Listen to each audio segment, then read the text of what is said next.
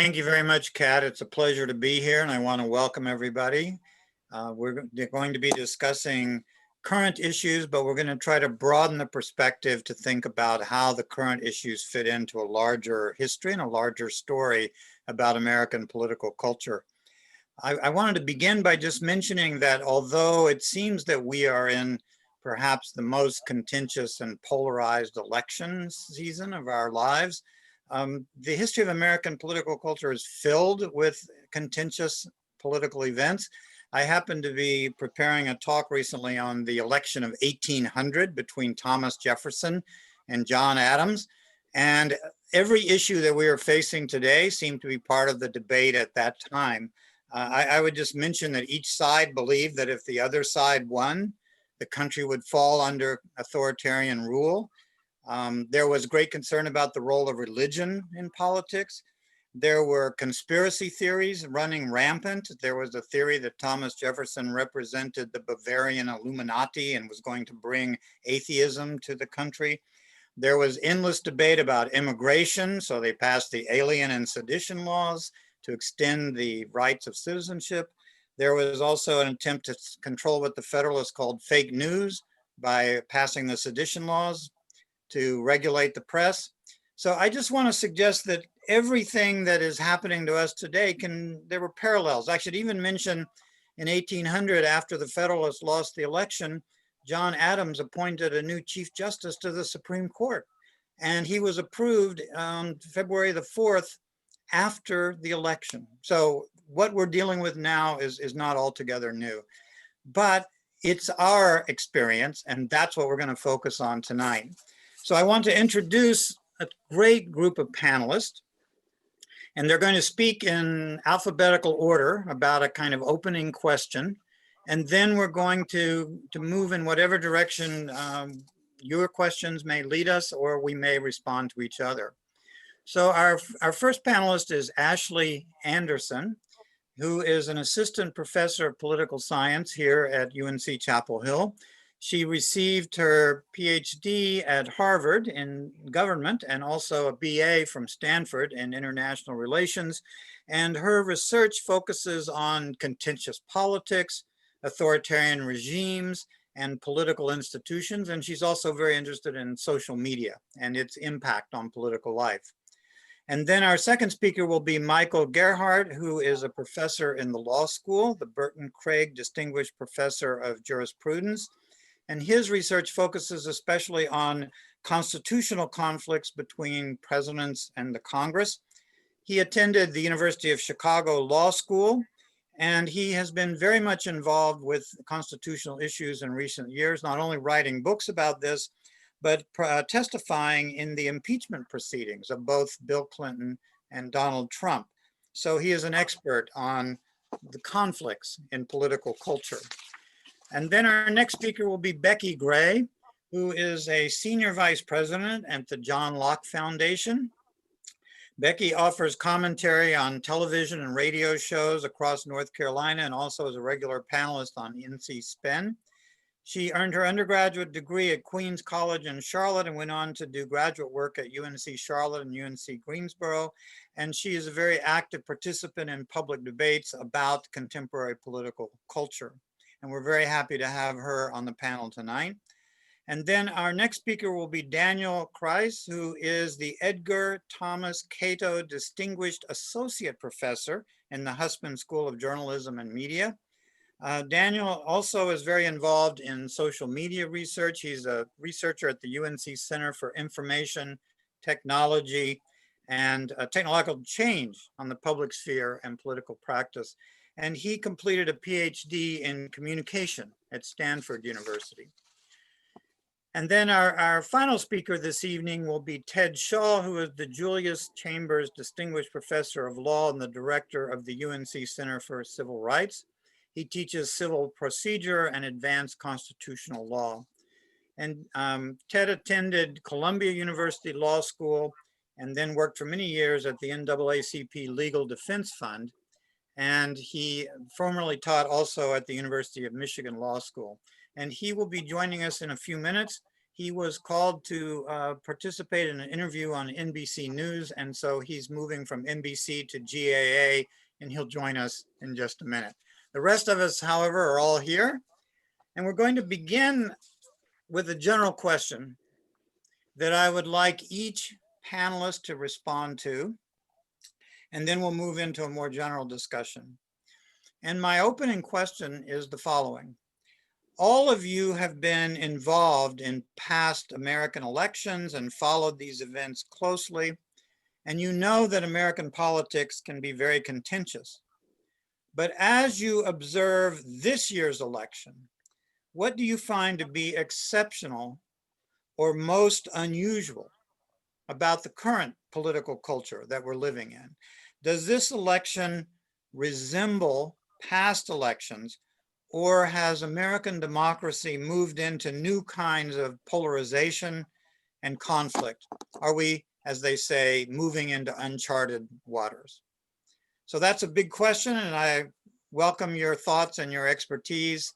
And I'm going to begin with Ashley and ask you to respond to whatever you think is relevant. So I would say I probably have the least experience with elections, given that I've only been able to participate in about a handful of them, or really cared about a handful of them. But I would say that we are in a distinct political climate, in part because even among people that are politically interested, there is a wealth of kind of misinformation. It's really easy to get misinformation. A lot of the ways in which we get news sources are through our Facebook feeds, through our Twitter feeds.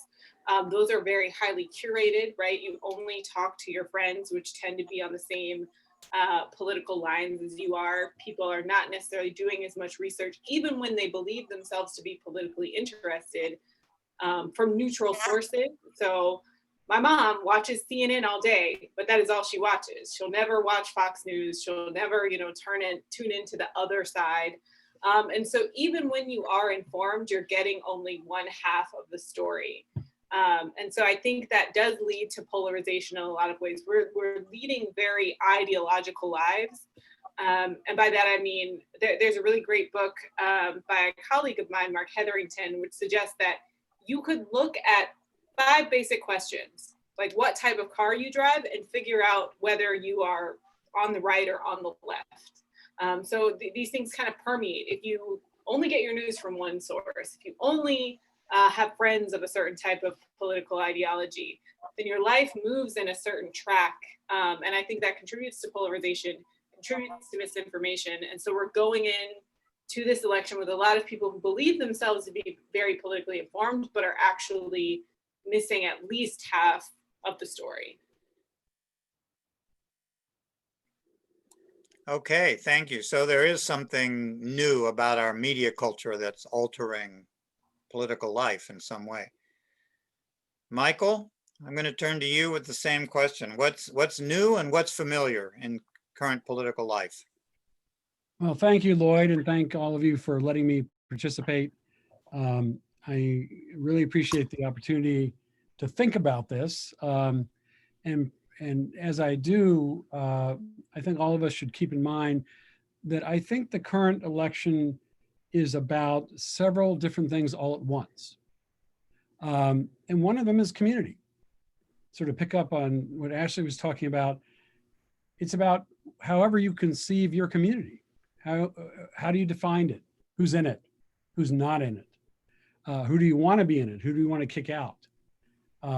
And this election will help you and all of us define our respective communities. But of course, ultimately, it's going to help us define the United States community. What exactly does it stand for?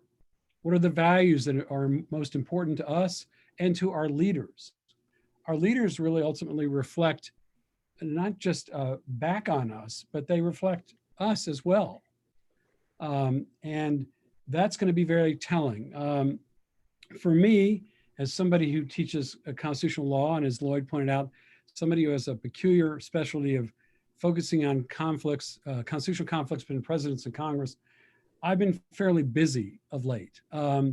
So one of the things that I perceive happening in this election, and I'll make this as brief as I can, is that I think what we're all witnessing in the effort to define our communities is something we call constitutional hardball. Now, constitutional hardball is pretty much what it sounds like. It's a situation in which one or more branches is pushing its powers to the boundaries and perhaps beyond in a contest with others. No hold bar, take no prisoners. That ought to sound very familiar. And what we can see is constitutional hardball is being played everywhere in our system. To begin with, it's being played with respect to the right to vote. Think about all the efforts that are being made not just to facilitate it in some places, but to suppress it in others. And so the efforts to suppress are all over us. Reduction in numbers of places to vote, difficulties in mail-in voting. The president himself is attacking the legitimacy of mail-in voting. That's hardball. And the American people have got to recognize that in order to protect their own right to vote, they have to play the same game. Not just the president, not just the right to vote, but Congress. After all, we're electing members of the House as well as the Senate. The fate of each chamber of Congress is in play. And of course, the presidency is in play. Starkly different visions, but also starkly different men. And I think that's going to test and challenge us in figuring out what do we want the next 4 years to look like. And let me just finish with just one other, if I may. As a lawyer, I'm duty bound to begin with a disclaimer. So because of my, I guess what you might call my expertise, I have worked as special counsel to the Senate Judiciary Committee Democrats on Supreme Court nominations since 2009. So I'm just back from Washington, working in Barrett confirmation proceedings, and I'll be heading back again soon. So it's my way of saying I speak not for myself, not for any of the people I work with, but we can see constitutional hardball being played with the Supreme Court, pushing somebody onto the court in the last days of an administration. What efforts are there to push back? Not just now, but after the election? The Supreme Court is in play, both its composition and what it will do. And we can unpack that later, but make no mistake about it, every branch is in play right now. And that's what constitutional hardball entails. Okay, thank you very much. Hardball, that's a good baseball analogy for World Series week, but we'll play ball with that. Go back. Here's what you got. Okay, I want to ask everybody to please keep your microphones muted when the others are speaking, just so we don't get too much feedback. Okay, I want to go now to Becky Gray and ask you also what you see as new and what may be familiar in the current political context. Sure. And thank you so much for the invitation to be with you. I'm really quite honored and humbled to be with this panel and already fascinating conversation. So thank you so much for the invitation to be able to participate in this. And, just a couple of thoughts that I have going into this. We've mentioned the polarization and the contentious environment that we're in.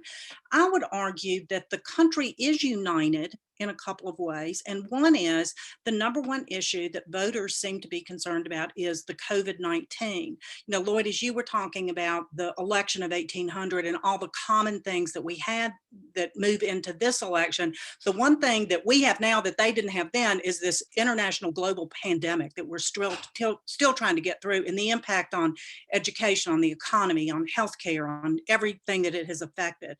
And so I think that poll after poll that we see and have seen for months of what are voters concerned, the COVID-19 and how that impacts our lives and what that's going to look like as we move through this is one thing that I think unites us all, is that at least we're concerned about it. And the other thing that I think that this election is really about is one person, and that is Donald Trump. He is a polarizing figure, and people very few people are neutral on this. When you have the undecided or approval ratings and those kind of things, people have an opinion about Donald Trump. And you see this, I think, through all of the races, whether it's our Senate race here in North Carolina, whether it's the gubernatorial race, all of the races are tied to Donald Trump. The advertisements that you see, all the political ads that you see, is this candidate in favor and in alliance with Donald Trump, or are they not? And so I think that's something that is unusual in races and that I haven't seen before.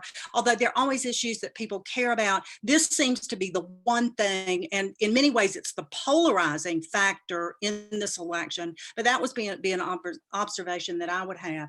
And then the other thing that I've been thinking about lately, because so much of my work is here in North Carolina, and the state-based think tank that I work with is only here in North Carolina. So we're focused on North Carolina politics and what's happening in the public policy environment in North Carolina. And so one thing that I think is different about this election as we move into it is the very important role that North Carolina plays. You know, people have moved to North Carolina over the last 20, 30 years. Those demographics show us North Carolina is now the 9th largest state in the country. Because we are a purple state, because we hold so many votes, how we vote, we are the road to and through to the presidency of the United States. We are the road through to, I believe, will be the control of the United States Senate. And then many things that have happened here in North Carolina with the great university system that we've built, with some of the reforms that we've seen, with a really strong economy before the pandemic hit. North Carolina is a national model for other states. And so other states are looking to North Carolina as to how we do things, and not only how we're going to vote in this election, but what North Carolina's state government looks like. And so we're seeing a tremendous amount of influence from national groups, whether that's some of the independent expenditure money, or if it's other think tanks, if it's other universities, if it's, you know, academia that's looking at what North Carolina is doing. So we are extremely important in this election. And having said that, the gubernatorial election, all of the Council of State races, and then the balance of the General Assembly and our legislature is really in play. You know, will the Democrats be able to take control of the General Assembly again after the Republicans having it for 10 years, and before that, Democrats controlled it for 140 years. So there's this back and forth play, and as this election is pivotal in so many areas here in North Carolina, the balance of where we're going to be over the next 10 years is really in light as we move into this. And then the final point that I'll make is I think that we've seen a difference. I've seen a difference in the role that the courts play here in North Carolina. What we've seen, you know, Michael mentioned the constitutional hardball and the constitutional questions. And we've seen that here at the state level, really beginning with Governor McCrory, the Republican governor, dealing with the Republican General Assembly. But there's been real questions about separation of power and who controls what. And this has ended up in our Supreme Court. And so the balance of North Carolina's Supreme Court, I believe, is more important than ever going into this election, again, to see what North Carolina is going to look like for probably the next 10 years. Thank you. That's very helpful because we can see this isn't just a national event. This is a very intense state event, including for our court system as well as our legislature and our governor and every level. No wonder people are on edge this week. You know, they're feeling all those levels. Okay, thank you. I want to move to Daniel now, and I'll ask Becky to, mute again. Daniel, what are your thoughts on the question that I posed earlier about what's new and what's familiar in this whole process? Yeah. Well, first of all, I echo Becky in thanking you, Lloyd and Kat, for putting this together, and my fellow panelists. It's really an honor to be thinking through these issues. I think everyone else really laid out the big questions and stakes of this election, and I think I'm just going to touch on a number of points that have already been made and maybe take them in some new direction. So I would point to three things that's exceptional or most unusual about this particular cycle. The first is the deliberate attempt by the president, and often in concert with his political party, to undermine public confidence in the election. I think it's without contemporary historical precedent, although if you reach back, I think you certainly see other examples of this. But I think the president's consistent and continual raising of questions about the security of mail-in ballots, statements that quote unquote illegals will vote in the election, the allegations of voter fraud, disinformation about the process of voting, coupled with the president's call for supporters to independently watch the polls, as well as the president and the vice president's failure to state unequivocally that they would accept the results of the election, all I think are, at least without contemporary historical precedent, and very dangerous. I think all of us, both Republican and Democratic alike, and as well as the public, have a commitment to playing the electoral game into the future. If that's hardball, to use Michael's term, I'd like to prevent it from becoming constitutional rot, which is to say that I think it's very important that we have free and fair elections, that we are committed to the peaceful transfer of power, and ultimately that all of us accept the rules of the electoral game. And I would hope that our politicians have a commitment to free and fair elections, to expanding suffrage, because I think ethically political parties are about mobilizing voters, and we should seek to expand participation, not limit it, and not raise unfounded questions about the potential process or the outcome. Number two, I think one thing that's exceptional during this cycle is the new and largely unprecedented power of platforms such as Facebook, Google, and Twitter to set the rules for political speech. As private tech companies, they have broad latitude to do so under the law, and they've crafted policies governing everything from electoral disinformation to manipulated media, to incitements to violence, to hate speech, as well as illegitimate action on those platforms when it comes to pushing things like myths or disinformation.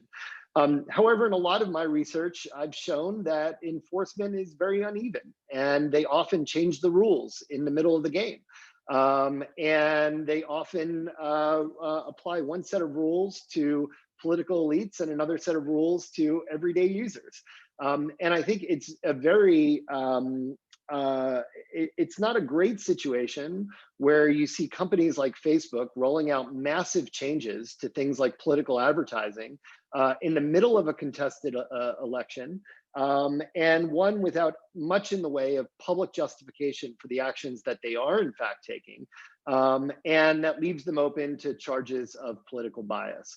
Now, I think all the platforms have very detailed policies in place. I think a lot of the issues have arisen around very shoddy and very uneven enforcement, as well as considerable flexibility in how they've interpreted these policies.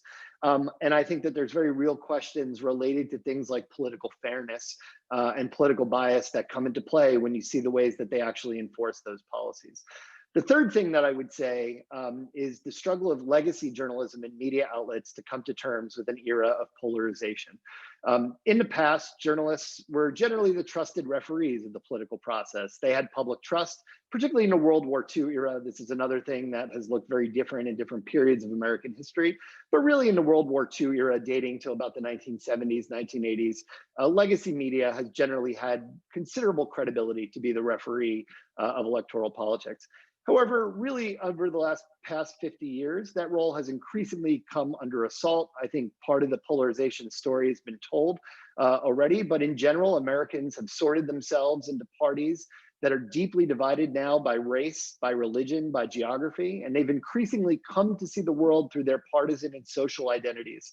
And the other side is an existential threat. Now, I don't think this is particularly new in American history, as Lloyd started out. However, the ways in which the parties are sorted, particularly around the questions or particularly around identities such as race and ethnicity and religion, might be without historical precedent. We can get into that later on. But I think one of the key challenges for journalists is that journalists have become increasingly distrusted, especially by the right. We have really good social science evidence in this.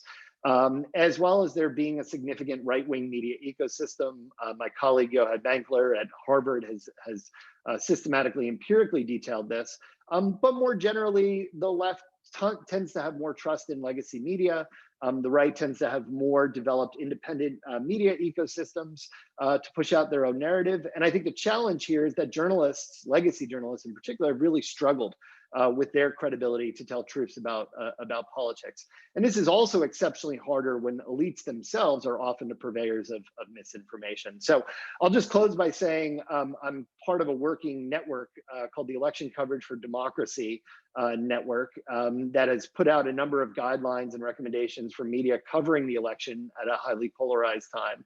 Things like to promote the less extreme voices in the public, to promote the voices of election administrators within the Republican and Democratic parties, to avoid things like giving a platform to those who make unfounded claims, and broadly to try to provide coverage that comes through the frame of what's best for democracy. And I think to Becky's point, there's a lot that we can agree on. There's a lot of issues that I think are shared on both sides of the aisle that we can prioritize. And I think the media really, they do a service to the public to elevate those voices of moderation, those voices that truly want to broker compromise, and as well as overarching community, to use Michael's phrase earlier, across party and partisan lines. Okay, thank you all. And I appreciate all the perspectives you've brought to this, help us understand what's new, but also some of the elements that may connect us with the past. Ted is still not with us, so I think we're going to move on to some other questions. We received quite a few questions by email in recent days as part of the registration process. And I want to just try to frame a few of these issues. The first issue is, how about voter turnout? Are you expecting to see higher than normal voter turnout? And then will there be a difference in voter turnout among different social, racial, ethnic, political groupings?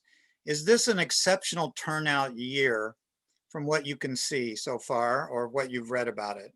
Would anyone like to respond to that question? I'll jump in. I think what we're seeing so far is, yes, it does appear to be a very high turnout so far. You know, North Carolina, we have 3 different options to vote. We can do our mail-in absentee ballots. We have 17 days of early voting. And then, of course, there's the full voting on November 3rd. You know, it's a little hard to tell. So far, we've had a tremendous number of absentee ballot requests and absentee ballots returned. We've also had a lot of people voting early. You know, is this because of fears or concerns with the COVID-19, with folks choosing to vote by absentee so they don't have to go into a voting place in person where they may not feel comfortable? So whether these trends continue, but it certainly appears that voters are coming out to vote. They're voting early, they're voting absentee. And also I think just many of the things that we've already touched on, I think no matter what side you're on through this polarization and through this political system, people are energized and they realize how important this election is, and they are getting out to vote. So I think we're going to have one of the highest turnouts, perhaps the highest turnout that we've ever seen. We're certainly on track to do that. Thank you. Does anyone else want to comment on what you're seeing in different communities around the state or around the country? So yes, we are on track to have a pretty high turnout. I don't know if it's going to end up being, you know, the record. I think the COVID-19 pandemic is making early voting especially look a lot higher than it has in the past. I'm not sure how that's going to affect the overall turnout, but we are seeing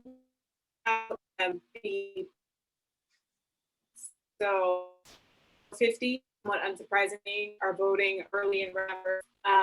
But we're also seeing African Americans who are voting early in record numbers. I'm sure you've seen a lot of the stories about long lines in Georgia and things like this. And part of that is obviously the story of voter suppression, but part of that is also people are coming out a lot earlier than they would have.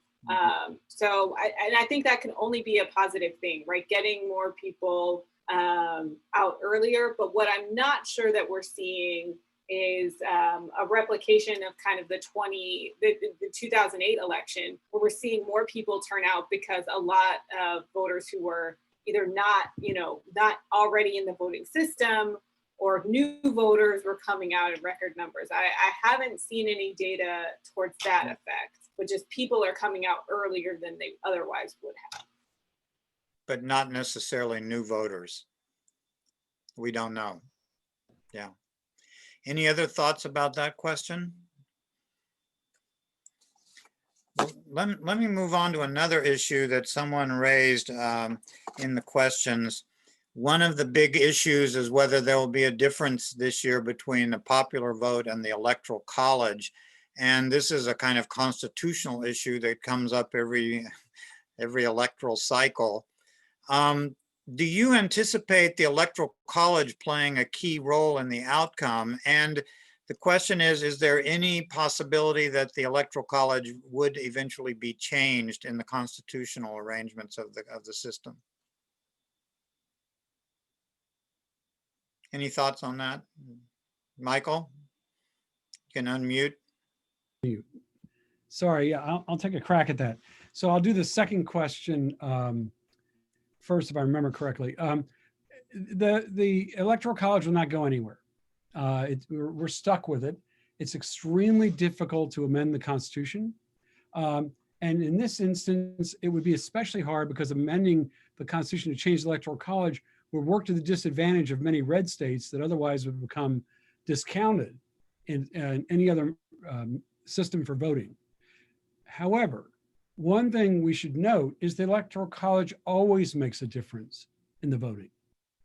It allows for the meaningful participation and contribution of smaller states, let's say Delaware, Rhode Island, South Dakota, North Dakota, Montana, which would otherwise be overshadowed and discounted if we only relied on the popular vote, where big cities and populous states would obviously have a greater impact.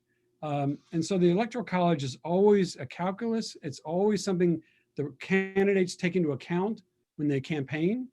They don't just campaign in Texas and New York or California. They go out into other places. Yes, in a place like North Carolina, because we are populous and because every vote really counts in this instance. And you get presidents going across more of the country because of the structure of the electoral college. The last thing I would suggest is that we are seeing the Constitution in action when we've had a series of elections, at least a few, where the person that got fewer popular votes wins the electoral college.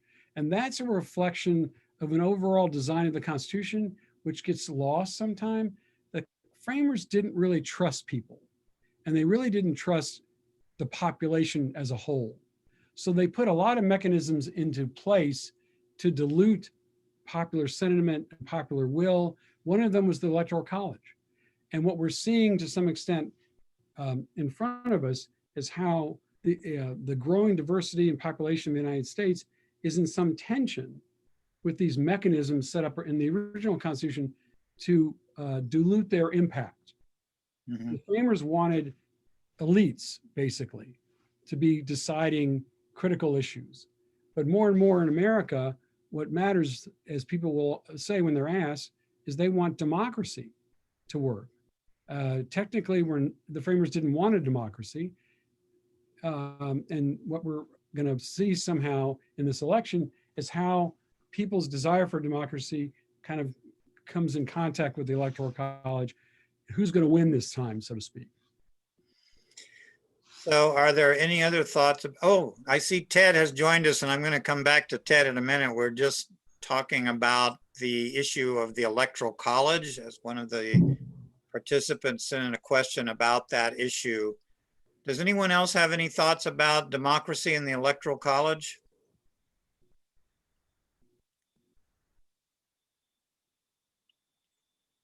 Anyone else want to join in on that?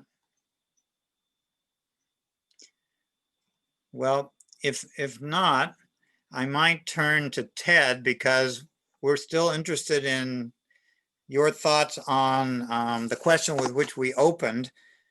I went around and asked each of our colleagues what they see as being exceptional about this election, or in what ways does it seem to replicate contentious elections in the past.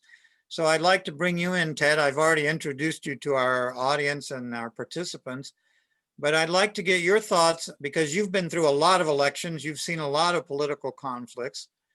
what do you see about this year's election that might seem exceptional or most unusual, or what seems familiar to you about this year's election? Well, first, Lord, I want to apologize. I've been stretched too thinly, and even having said that, our connectivity today has been shaky. Our kids were kicked off of Zoom school twice, and so I hope that doesn't happen here. Wow. Okay.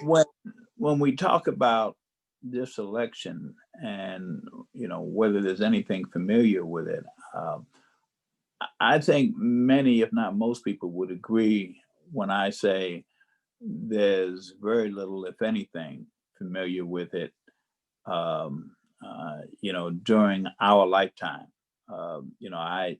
this is an election or a time unlike many others, and that's because, in large part, we have a president unlike any other that we've seen. But having said that, we do have a lot of currents and eddies, a lot of themes that we're seeing play out in this country that have been with us for a long time, perhaps since the founding of the country and even before that. But I have said, and I said it even before the 2016 election, and even before the current president was elected, that I thought that he represented an existential threat to American democracy as we know it. I probably should be careful to stress that I don't want to say this in a place that comes from partisanship, because many times in my life, you said, I've seen many elections. I've been unhappy with Democrats also. I have been waiting over the last 4 years or 3.5 years for that part of the Republican Party that used to be described perhaps as Rockefeller Republicans or moderates to stand up and assert itself. I don't want to be naive, but I, in my heart of hearts, I still hope for some of that to happen. But the fact is that our country is deeply divided in part about issues of economic issues, certainly, God knows, issues of race, although that's nothing new. Many people thought after an Obama presidency, maybe race was in the rearview mirror. And as a civil rights lawyer for decades, I and others were at tension with many people who said we had arrived at a colorblind nation, kind of racial nirvana. That was never true. I don't know how anybody would assert that now. So the thing that I want to stress with all of the issues that are going on about how elections work, how democracy should work, this has been a norm-shattering presidency with respect to how Congress functions, how the Constitution works or should work. Many of the federal agencies and departments are in some respects unrecognizable. I know that there are many who are on this call or listen on this webinar who will take strong issue with me, and certainly I welcome people doing that.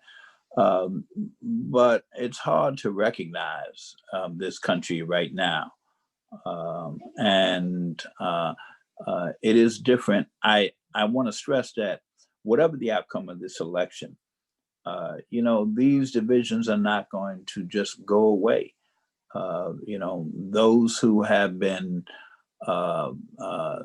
the make America great people, as opposed to those of us who are kind of more perfect union people, an ongoing task of making America a more perfect union. Those folks are not going to go away any more than the people who believe that, our work has been perfecting America, not that America was perfect. And the question is how we treat one another. Who thinks they have a right to claim they are the patriots as opposed to those who have other views, and whether or not an eruption of violence that many people, including the FBI, are concerned about, is going to be part of our new normal. I don't know the answer to those questions. I do, though, take some solace in the fact that whatever side of the political aisle people are on, people appear to be voting in tremendous numbers right now. Some people are asking me when I'm doing these interviews about whether that shows, the long line shows that there's something broken in our democracy. I say quite the opposite. I think that the fact that people are voting and the lines are long, people are coming out, means that people are trying to exercise their most sacred right as a citizen. That may be corny to some people, but I believe that that's a good sign, as opposed to the way maybe some other nations, exercise their disagreements among their citizens. And so, am I concerned? Absolutely. I've been concerned for the last several years. Am I hopeful? Yes, not necessarily because there's every reason to be hopeful, but because I think that we have to, I think hope is a choice, I keep saying, and we have to choose hope and then work to make it reality. So I apologize for being late and long-winded. Well, thank you, Ted, and thank you for joining us and sharing those perspectives. And I like the idea of hope as well as fear. I think that's sort of where a lot of people are, right in that space. We have gotten a question about the role of social media as one of the distinguishing factors in the current electoral cycle. Do you think that we are living in a different political world because of social media, or is social media simply amplifying polarization that's already there? What is the impact of social media on our political culture? Daniel, do you want to come in on that? Sure, I'm happy to. Ted, Twitter, did you? Yeah, Yeah. go ahead. So I think in general, I think a lot of the trends that we discussed earlier around polarization, around the sorting of various social groups into two parties, really begins in the post-civil rights movement era in the 1970s, 1980s on. I think we have really good political science research by people like Liliana Mason and others who sort of show that a lot of the current divides that exist in American political life and social life are far older than social media. But that doesn't mean that social media doesn't have some role to play. I like the phrase amplification, and I think this is one of the real dangers here, is that it amplifies a lot of already existing trends through a few key ways. I mean, I would sort of, first of all, point to the fact that social media platforms are optimized for engagement. That their core to their business models is getting you to spend more time on their platforms and have more engagement on those platforms. And guess what's the most engaging content on platforms? Things that are the most extreme when it comes to content, things that are the most emotional when it comes to appeals. So when Facebook prioritizes what content to show you, it's going to be those things that you're most likely to engage with, and that's going to provoke a strong emotional reaction.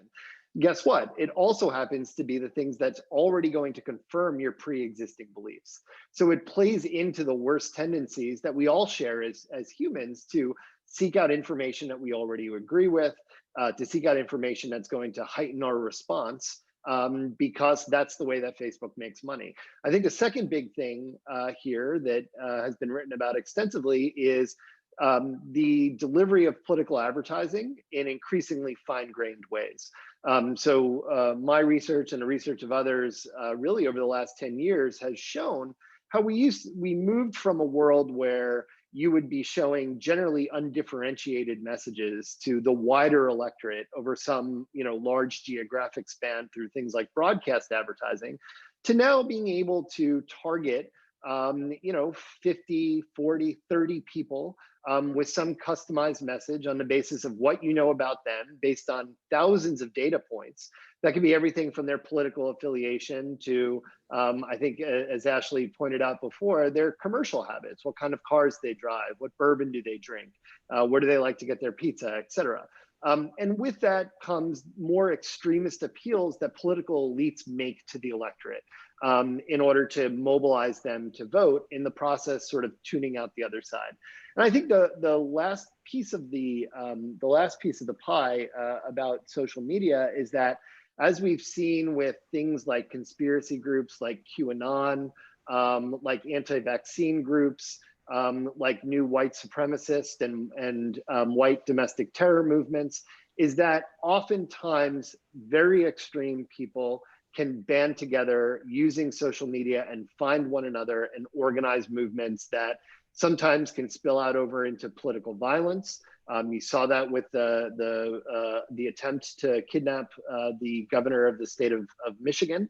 You saw this with the violence in places like Portland and elsewhere. A lot of these movements are being organized online on Facebook groups, and it lowers the cost of engaging in concert with one another. It lowers the cost of finding other extremists and taking action. So I would sort of point to those three things as being important ways that social media is amplifying already existing trends around polarization. Lloyd, can I jump in? Yeah, go ahead. I want to agree with all that. Excellent review. And just sort of pick out a couple points worth maybe re-emphasizing. Given the 24/7 news cycle, we see that it exacerbates a vulnerability that's already there, present in the community of the United States, that has essentially helped erase the line between fact and fiction. So that it becomes very difficult to be an empiricist in this world, very difficult to be somebody who believes in hard data. The first difficulty is it's hard to get that data out there. The media, social media, among other things, is overwhelmingly promoting soft news, commentary, opinion. Mm-hmm. It's very hard to get a sort of what are the real facts, the data behind those things. A network that I've worked on and have a great deal of affection for, CNN, a lot of it's soft news, a lot of it's opinions that are maybe informing people, but not getting at the old classic journalism of who, what, when, where, and how. And those, in trying to talk about facts, becomes more difficult. For example, difficulties in bridging divides sometimes are apparent when somebody responds to somebody else by saying, well, that's just your opinion. Well, not all opinions are equal. That is to say, equally informed. And that, I think, is at risk now and will be more at risk in the future. I think the other thing I'll just point out is that with the proliferation of social media, I think it has made it much harder to achieve one of the framers' objectives of the Constitution, which is to ensure a well-educated public. I don't think, I mean, you have to work hard to get educated. You have to work harder to be able to sort of enrich your opinion, broaden your opinion, and make, as opposed to reinforce your opinion. And what I think the government and the Constitution depend on a great deal is people actually being educated in a classical sense, in the sense of understanding real history, Lloyd, not just what you wish were the history. And real science, to bring it all the way back to COVID. I mean, ironically, and this is really what Becky was talking about, one of the critical things on the ballot this year is, are we going to listen to scientists? Another way to put that is, how seriously will we pay attention to what scientists say? Climate change, COVID-19, big issues that threaten all of us in a very real sense. They're not just opinions. And so we have to, it's not going to take a day or two to work these things out. But I think this election will give us some insight in the extent to which data matters. To whom does it matter? Well, certainly the founders of the University of North Carolina believed in that Enlightenment ideal of educated populations. That's one of my inspirations to keep going. Ashley, I want to bring you in on this because I have heard you talk about the role of social media, not necessarily in the United States, but also in North Africa and other societies. What are your thoughts on the role of social media and politics? So I would very much like to kind of amplify all of the things that Daniel said. I think that one of the biggest issues is that, yes, we've had polarization before, but I think the polarization that we saw typically in the 1970s was ideologically maybe elite level polarization, among race, class, et cetera. That kind of filtered out into the public. But now we are seeing the masses be, not necessarily equally as polarized as elites, but higher polarization than we've ever seen. And I think in part that is because we are able to online curate these very, these echo chambers, right? And things that are acceptable online are not acceptable in person. So you can't go, in person, necessarily shout out white power in the middle of classroom faculty meeting. But if you do that in an online chat room where there are a lot of other people and very few people to sanction you, you can start to believe that is okay behavior. And like, as Daniel said, kind of find your community online that will kind of validate your positions. But I think one thing that we talk a lot about in the social media or social movements literature that doesn't get talked about as much is how much the ability to watch video can really amplify people's emotions around events, make people want to circulate things more, and really play up our fears about the other side. So, for example, everybody now has a cell phone that can take a video. You might have a contentious interaction with somebody from the other side. You take a video of that, you post it online, that circulates. And then everybody thinks, oh my gosh, look at these people. Look at how they behave. Look at how they act. Look at the things that they promote. And that's just one person. That's not everybody, right? This is one very extreme person. And yet you build up all of these emotions around the other side. And that can really, I think, again, amplify that sense of polarization. These people are completely different than me. There's no middle ground here. And all of them are like that. So I think social media has basically put our ability to sort, our ability to not only identify with an in-group, but exclude an out-group on hyperspeed in ways that wouldn't happen if we could actually do more things in person. And this is all the more amplified when we're in a world of isolation because of the pandemic, right? So, Becky, I want to bring you in on this. Do you have any thoughts on the impact of social media on the current political system? Well, just all of the comments that have made and the points that have been made, I agree. I think they're really good observations. I would just take it just a little bit further, to Ashley's point about the way that we engage on social media. And I think that not engaging face to face has been to the detriment of really thoughtful conversations and respectful conversations in many ways. You know, when you can just quickly fire off comments to something that someone's written.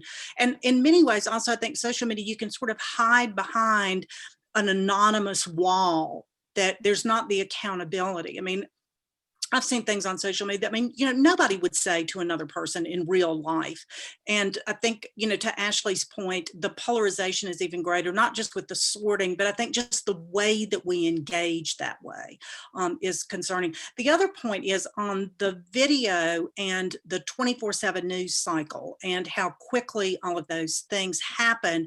I've wondered if there is an accountability factor that perhaps comes into, and I don't know whether there have even been studies on this, but, you know, I guess this is more of a question for those who have much more experience in this than I do. You know, is there an accountability factor with the presence and how easy it is to videotape something with your phone? You know, has that, are people less hesitant to do certain things with knowing that they may be video with somebody standing next to them with a phone all over social media? It goes viral. I mean, I don't know, but it does. All of that seems to just exasperate and put on high speed where we are. And in many ways, I think it's the bad behavior that is put in high speed, and that where people feel like they can say anything. And then also with everybody has a phone, everybody's videotaping something. It'll go on social media, be on there immediately. So I think those are real impacts and different ways that we communicate than we did before social media was so widespread and so accessible to everyone. And certainly we never had a president who used social media. I mentioned the election of 1800, and I can assure you John Adams didn't have that kind of access to media. Ted, did you want to say, could you add any thoughts on the impact of social media and political culture? Yes, I do. You know, I certainly have to agree with what Ashley has said about social media and how people feel free to say things that they would not say in person. And yet, my pushback against what Ashley said in that respect, and against myself, is that people are saying things in person now that for many years were unacceptable, that most people would not hear. And for whatever reason, I think that it has to do with the the way norms have been shattered and abandoned. You know, people are saying all kinds of things that are hateful and racist and just awful things. So it's both in that respect, you know, the best of times and the worst of times. It points in two different directions. But having said that, you know, we've long lived in a world where the alleged facts that we get come from two different places. You know, the Fox News world and the CNNBC and CNN. Those are two different worlds. You know, the old saying about being entitled to your own opinions, but not to your own facts. Well, in fact, people are. They do think they're entitled to facts now. And that's a consequence of what we hear and see online, but it also is playing out to what people say to one another on an everyday basis. Mm-hmm. Can I briefly just add one thing, Lloyd, to that? Yeah, go ahead, Because Ted reminded me of this. I think it's also important not to lose sight of the fact that social media has also opened new channels for activism, for struggles, for gender and racial equality in this country. If you think about Me Too, for instance, as a movement that was fueled primarily online and through social media, through women sharing their stories, to come into solidarity with other women to provide transparency and accountability on powerful institutions. When you think about the Black Lives Matter movement over the last decade and their harnessing of social media, of sharing of videos and direct witnessing of police brutality in communities all over this country, that would have been unthinkable, I think, without social media. So I think to Ted's point, not only are people saying things they couldn't have said before, but I also think we see struggles for social justice also speaking truth to power in ways that wouldn't have been possible before in a pre-social media era. And I don't think we can only talk about the negative effects without also acknowledging that it has given a voice and it's given a scale to cries for social justice in this country. And that's an important thing not to lose sight of. Thank you. Yeah, I mean, like all historical changes, you can say there are positive and negative aspects to these transitions. We've received another question about polarization, polarization within political parties. Do you think that political parties are more polarized against each other? But then another question, within, for example, the Democratic Party, it appears there may be a kind of rallying toward Biden, but it's papering over a very deep division between, for simplicity's sake, might be called the Bernie Sanders or the AOC side of things versus the Biden side. Is polarization now something that also exists within each party as well as between each party? Any thoughts on polarization in the parties? Ashley? So that's one of the things that is particularly distinct, at least to me. Now, this may not be the case. Like I said, I haven't lived a long time. But one of the interesting phenomena that we see is, yes, a lot of Democrats are rallying around Biden, are going to vote for Biden, but not necessarily in the ways that we have seen Republicans fall in line with Trump. Now, obviously, as Trump's poll numbers are waning, we're seeing more Republicans speak out against him. But for 4 years, people who in 2016 thought the man was a buffoon, thought he was bad for American democracy, was ruining the kind of party brand, fell in line with every one of his decisions. Like you look at a lot of the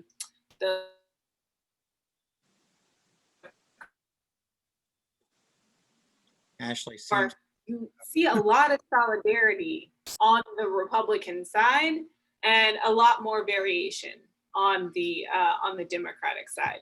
Now, what explains why party ID seems to hold one party together, or has held one party together so well and hasn't done so as much on the other side, I'm not really sure. At least on their electors' side, that's what we've seen. But I think the other half of that question is this a demographic problem, right? Is it as people age out, as the Pelosi's and the Feinsteins and whatever kind of get out of politics, will we resolve this problem naturally? And I'm not sure that we will. I think people who are in Gen X also believe that the Pelosi's and the Feinsteins are a little too old to be playing the game of politics anymore. But they do hold still more conservative views than millennial voters. And I think we will see a kind of, maybe not a fracturing, right? The party might not split into two, but we are going to see some contention around what the Democratic Party looks like, what it stands for, how moderate it should be. It really depends on how young people decide to mobilize, right? We all know that Gen X are more likely to vote than millennials are. So if they're the ones who are voting, the party is still going to cater to what they want. If there's a groundswell of millennials who vote, who make themselves heard, then we might see, the party swing with, the voters. These are instrumental groups, right? They want to be voted into power. So you have to vote to get them to pay attention to you. Yeah. Does anybody else have a thought about polarization within the parties? Yeah, Michael. Let me jump in. I think Ashley makes some terrific points, and I just want to, I guess, add a couple to what she's been talking about. I think it is certainly accurate to say or to think that there's polarization within the different parties, but as Asher was pointing out, we don't always see that on the ground. We don't always see that in the way the parties function. And so I want to make an effort to kind of explain a little bit. Here's a theory about why it might appear that they're not as unified in actions, Democrats versus Republicans. And this, and I think the working hypothesis is that with Republicans, I think there are fewer disagreements among them because there's fewer policies or programs they support. Their legislative agenda is smaller. The thing that matters a great deal to Republicans, and we're seeing it right now in Washington, it matters to all Republicans. Think Mitt Romney on the one hand, Tom Tillis and others on the other, is they care about judges. They care about controlling the Supreme Court. Every Republican can agree on that. There's, for example, the coalition of Republicans in the Senate were unified in keeping Merrick Garland from ever getting a hearing. Mhm. When you shift over and look at the Democrats, not only do they have more of a domestic agenda, minimum wage, climate change, voting protection, think of all the different things that they all support, they're not even as unified when it comes to judging. And so they can't easily agree our top 5 issues are judges. And so the disagreements among Democrats manifests more quickly and more clearly. And I think it keeps them oftentimes from functioning as a rigid party in march step as Republicans are. So Democrats have 2 disadvantages in a sense. One is they haven't been playing constitutional hardball on the one hand. Republicans have been, so the parties are playing a different game, and Republicans just play it better. This is why, for example, you hear to some extent on the Democratic side, well, maybe we ought to think about court packing. That's constitutional hardball. Notice how Democrats can't quite get their heads around that. And then the second thing is, it's partly one reason why Democrats, I think, have a hard time doing that is because they have so many other things they want to get through government. Democrats believe government should work. Government has to be a working force in society. For a lot of Republicans, a working government in Washington is a bad thing. And so it's easier to then turn their attention to judges as long as they keep the federal government from working. Mhm. Are there other thoughts about that? Yeah, Yeah. I want to add this. I don't know how much division there really is among Republicans, Ashley. I mean, you're right. I mean, I don't disagree with you in many respects, but I think there are those in the Republican Party who have made their peace with, or if they haven't made peace with it, they've made a deal with some things or about some things. Judges is one of them, Michael. You're absolutely right about that, obviously. But I think that there are those who may understand that Donald Trump has not been an evangelical Christian all his life, and it's unlikely he's really one now. But they've come to make their peace with him holding the standard, being the standard bearer on a whole range of issues that they want and support. And this president seems to be delivering to them in a way that no one else has been able or willing to deliver. Does that mean that they really don't feel any division from some of the things that the Republican Party is doing now? I think that there's some people who do not sign on for everything that's going on, but it's worth it for them to get the things that he's delivering. Mhm. I want to, Becky, did you want to come in on that? Yeah, I did. And I think that both of the parties are polarized. I think that there's division amongst, but I thought Ashley's comments about the different sort of generational, was really interesting and really on target.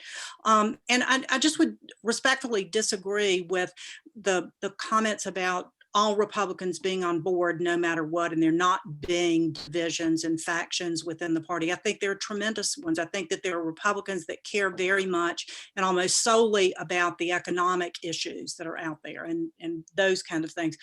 There's a faction of the Republican Party who cares very much about the social issues, that abortion is the most important thing that drives them to vote. I don't disagree. I think that judges and the importance of judges is something that everybody should care about, first of all, and that is one of the things that Republicans certainly have hung on to. And I've heard, just anecdotally, since President Trump was elected, that people that care about judges hold their nose and vote for Trump because they have confidence in who the judges will be selected. There are people who have held their nose and voted for Trump or supported for Trump, or maybe not voted for him, but like the things that are happening with economics. So I think that there is there's truth to some of the some of the comments about Republicans sticking with the Republican Party because of whatever their particular issue is. But there's a lot of different issues and a lot of churning within the party. We've also seen, don't forget, there are a lot of Republicans, there are a lot of big name Republicans, leaders within the Republican Party who have left the Republican Party, who have vocally supported Joe Biden. And, there are others, faction groups that have broken off from that. And I think that there's division within the Democratic Party as well, again, centered around different issues and factions and that kind of thing. So I think, yes, there is as much, I would just argue there is as many factions, as much polarization within the Republican Party as there is in the Democratic Party. Having said that, I don't see any of that as necessarily a bad thing. As a matter of fact, I think it's healthy that there is a lot of discussion and push and pull and growth, and that the parties are dynamic.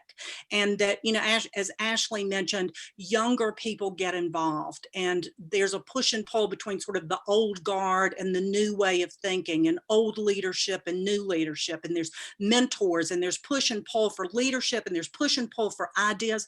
I think that's healthy. I think that's what we want. We've talked tonight about democracy and what is going to preserve that and how we want to see that work. And I think that the more ideas and the more push and the more pull and the more honest debate and the more discussion, the more that we listen to each other and we talk to each other. And I think this is healthy, not only for the political parties, but I think it's healthy for democracy. And I think it's absolutely necessary for the future of our country. Okay, thank you very much. I think there probably are splits running through all parties in some way, but this is an interesting question of whether one party is more divided or the other, and I don't think we can resolve it entirely. But let me move to one quick question. This is going to be a short answer question. If this were like a quiz, the question has come in: can a moderate possibly prevail in either the Democratic or the Republican Party in the current context? In other words, are both parties swinging to extremes? And very briefly, let's just go around. Can a moderate prevail? Ashley, I'll start with you. I would say yes. Look at Cal Cunningham. He is the most, well, before this little scandal, was the most milquetoast person you could imagine. And that's why the party picked him. We're a swing state. They wanted somebody who could kind of play the fence. And so I think it is possible, maybe not in, your more polarized states, but yeah, moderates are still, people will go for moderate. Yeah. What do you think, Daniel? Can a moderate Joe Biden? Yeah. I mean, Joe Biden. Yeah. Full stop. Ted? Joe Biden. It sounds like the answer to this question that has come in is yes. Michael, do you think moderates have a future? Moderates have a future if they can get through primaries. Mm-hmm. And the difficulty is that moderates can fail in primaries. There's a lot of pressure within the primary system all across the country that's going to filter out moderates and lean toward putting more extremists in, which is why in Washington, for example, among Republican senators, it's really hard to find a moderate. What would a moderate look like? If you say the answer is Susan Collins, she's on very thin ice right now as far as her own reelection is concerned, and she might not be there anymore. Is Mitt Romney a moderate? Maybe, but look how unpopular he is within the party, so to speak, up in Washington. So I think I think if you can get a moderate on the general election, then yeah, Joe Biden, Cal Cunningham, absolutely, they have a real shot at being elected. They're real viable candidates. The tough thing is getting through the primary. Yeah. Becky, do you think moderates have a future in either Yeah, party? I absolutely, I agree with Michael's comments about the primaries and being able to get through those. And with some of the redistricting that we've had, those districts are more and more one way or the other, and there's fewer that are really in between. But I would just argue that one thing that we've seen is the registration of voters as they come in or as they experience the voting process. You know, the unaffiliated voters are, I believe now in North Carolina at least, the largest voting block that we have. It's at least a third, and the unaffiliated voters are growing faster than the others. And that's an indication to me that people identify less with either party, and probably goes back to what we were just saying about the polarization of both, but not only between the parties, but within the parties, that people just don't feel comfortable in either one. And so they're going to unaffiliated in the middle. And so I think that's an indication to me that yes, there is a place for a moderate. Yeah. Okay, well, we're going to come to the end here. I think we've lost Ted again. Maybe he's got an internet issue that has broken the link. But I want to just conclude by asking each of you if you have some takeaway that you would most like to share. Like, what is your takeaway from this discussion about where we are in American political culture? What would you want people to think about as they go out and get ready to vote, or as they go forward in this political culture over the next 2 weeks? 2 weeks from tonight, we'll be watching these results. But what would you want people to take away? I'll start again with you, Ashley. So one of the things I wanted to say, actually the first question that I realized I forgot to say is I think one of the things that's at stake at this election, we're in a period in which confidence in our political institutions is very low. And I think we're at a very big turning point, because one of the hallmarks of authoritarianism is that people lose confidence in the rules of the game and become apathetic. They then decide not to vote, they decide not to engage, et cetera. And then as politics becomes more personal, as it becomes more wrapped into one single leader and institutions are not there to check, then what we have is a government where it's not too hard to maintain authoritarianism over time. I think as Donald Trump's poll numbers have been falling, those concerns about where America is heading and what's at stake in this election have kind of filtered out a little, but I think we should still bring those to the fore, right? We are still in a moment, whether Joe Biden wins or not, where Americans have lost confidence in basic things. The CDC, people don't believe anymore. You know, the things that were not contested institutions are now, you know, matters of intense political debate. And we really need to figure out as an American people, and particularly our elected representatives, as to how they are going to restore American confidence in the system, right? And in politics, coming off of a very populist president whose mission was to discredit the system that we have in place. Now, some of that disruption and discrediting is merited, right? There are things that definitely need to change, but you know, questioning things like basic scientific knowledge, questioning things like, you know, the Department of Education, and having people actually, you know, look into, having the government look into other aspects of the government as to whether it is, you know, acting in biased ways. It's kind of a mess. And so we need to figure out how to solve our institutional crisis. I think the first step to that is getting elites who are trying to spread disinformation, who are trying to discredit our institutions out of power. But that's a really big thing that we're going to have to grapple with and figure out as we move forward into the next election.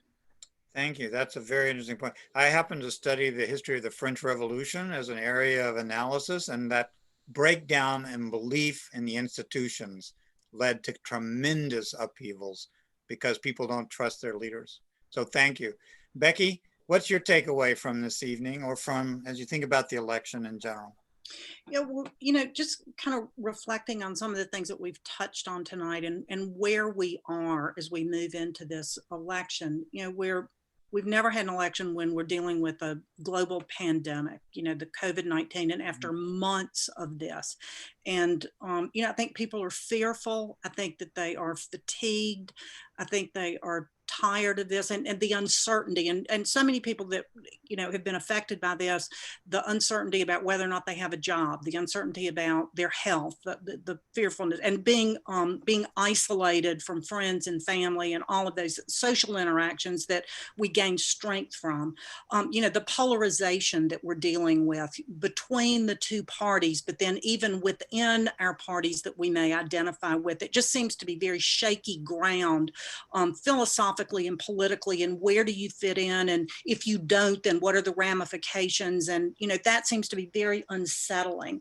And then, we also talked about the social media and how we engage with each other and how that has changed and the ups and downs of that. But again, that kind of shaky ground. And then, Daniel and several other people have mentioned through this of the confidence that we have in the institutions and the confidence that we have going into the election. Is my ballot going to be counted? Is my vote going to get, should I even vote at all? And so there are all these things that are, to me, are very unsettling that people are dealing with this. And I go back to a comment that Ted made, and he mentioned that he had been asked, are the long lines to vote an indication that something is wrong?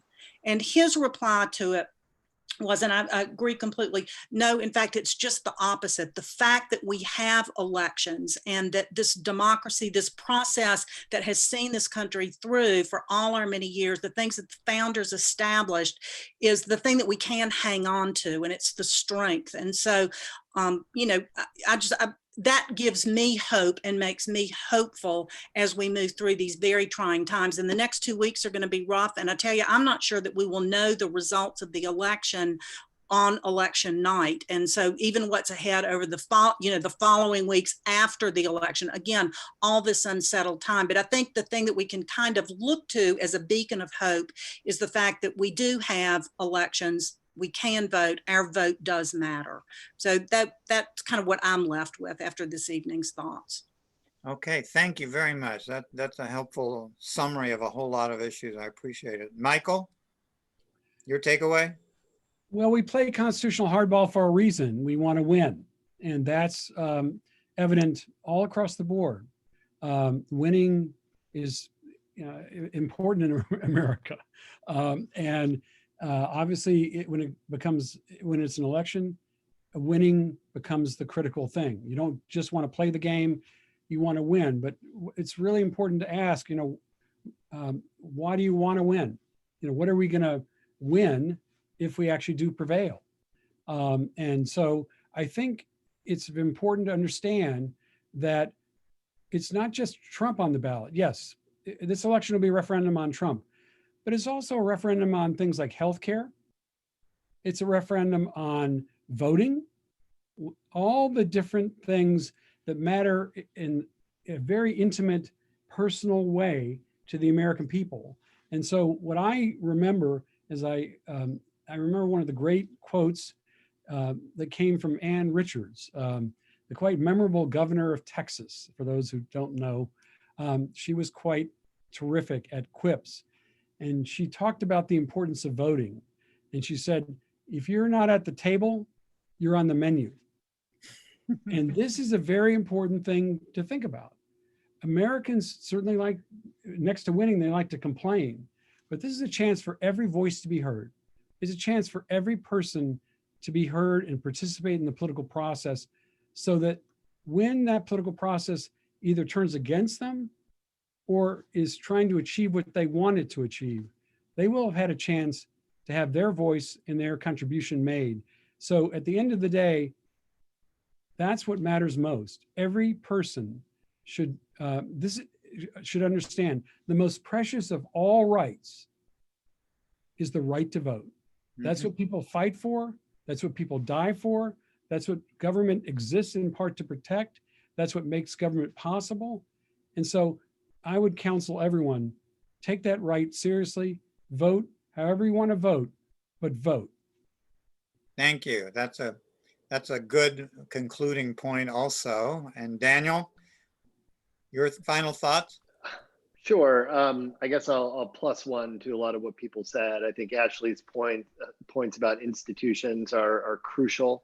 I'll also add to that knowledge producing institutions like journalism, like the CDC, places that produce public knowledge in the public interest. I think we all should treat with respect and also recognize how fragile they are and demand leaders that respect them as human institutions. And then to what Becky and Michael said, just the importance of our electoral system and free and fair elections, and those commitments I think we could demand from our leaders.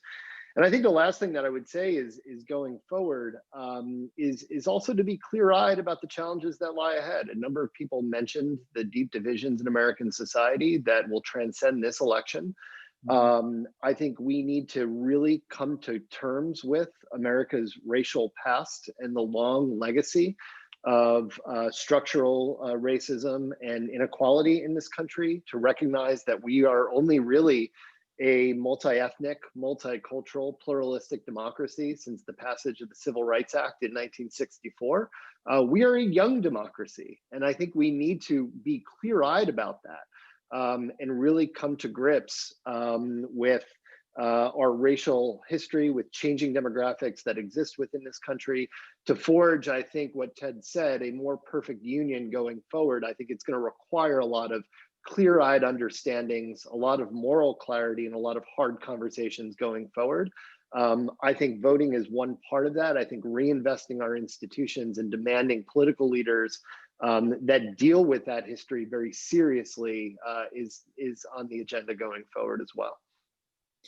Thank you. Thank you very much. And I want to say how much I appreciate Ted's contribution to this event. It seems that in the age of Zoom, you never know if we'll all be together at the end of the conversation, and he has left us.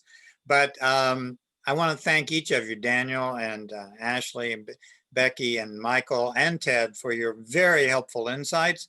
I want to thank everybody who joined us, and I especially want to thank Kat for collaborating as Carolina Public Humanities and the General Alumni Association. We love to work together. So I'll throw it back to you, Kat, for the final word. Thank you. I will just thank you all. Thanks to the GA members whose support really does make programs like this available. And we really appreciate y'all taking the time out of your evening to join us for what we think is a really important conversation. And in this day and age, it's really tough to find that extra time. And just thank you again. It was really enjoyable. And thank you all, and go Heels. And go vote. I And believe. go vote, yes. I don't want to be provincial about it, but thank you, everybody. Go vote, go Heels. Vote early and vote often. No, not vote often. Bye-bye, everybody. Good night, everybody. Thank you so much. Take care. Be safe. Thank you.